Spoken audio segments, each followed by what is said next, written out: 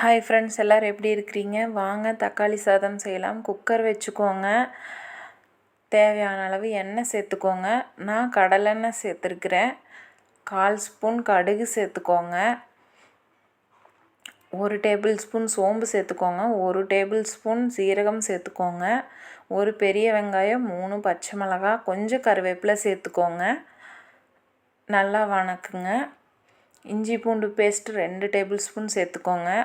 இஞ்சி பூண்டு பேஸ்ட் பச்சை வாசனை போனதும் 3 மீடியம் சைஸ் தக்காளியை சேர்த்துக்கோங்க.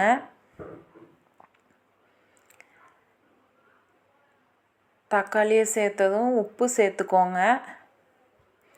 1/4 ஸ்பூன் மஞ்சத்தூள், 1 ஸ்பூன் மிளகாய்த்தூள். மிளகாய்த்தூள் உங்கள் காரத்துக்கேற்ப சேர்த்துக்கோங்க. நம்ம மிளகாயும் சேர்த்துருக்குறோம். கொஞ்சம் மல்லி இலை, புதினா 2யும் சேர்த்துக்கோங்க. இதெல்லாம் நல்லா தொக்கு பதத்துக்கு வர அளவுக்கு நல்லா வணக்குங்க.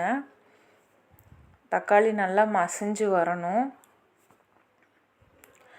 நான் 2 டம்ளர் அரிசி ஊற வச்சுருக்கேன். 2 டம்ளர் அரிசிக்கு 4 டம்ளர் தண்ணி எடுத்திருக்கேன். சேர்த்துக்கலாம். இப்போது உப்பு சரியாக இருக்கான்னு டேஸ்ட் பண்ணிடுங்க. உப்பு பத்தலைன்னா கொஞ்சம் கூட சேர்த்துக்கோங்க. இப்போ அரிசியை சேர்த்துக்கோங்க. ஃபைனலாக மல்லி இலை சேர்த்துக்கோங்க. குக்கரை மூடி போட்டு க்ளோஸ் பண்ணிவிடுங்க. 3 விசில் வச்சுருங்க.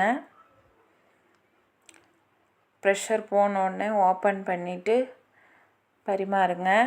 தக்காளி சாதம் தயார். நான் இதில் பச்சை வேர்க்கடலை சேர்த்துருக்குறேன். உங்களுக்கு விருப்பம்னா நீங்களும் சேர்த்துக்கோங்க. இன்னொரு மினி விலாகில் பார்க்கலாம். பாய்.